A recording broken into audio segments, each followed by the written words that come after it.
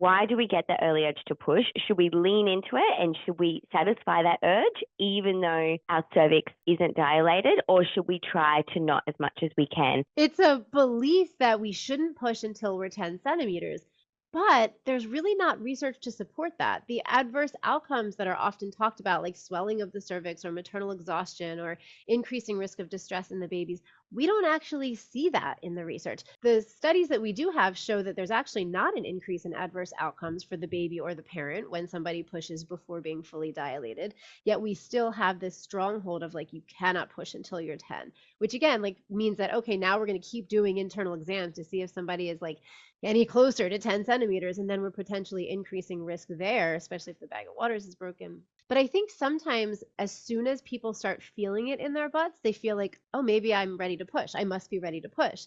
And in fact, usually when the cervix is about 6 centimeters dilated and the baby's at like a -2, -1 station, there's going to be some rectal pressure felt at the peak of contraction. I think when people believe that rectal pressure equals pushing, they feel that rectal pressure around 6 centimeters just at the peak, and they're like, oh, I'm starting to feel it in my butt.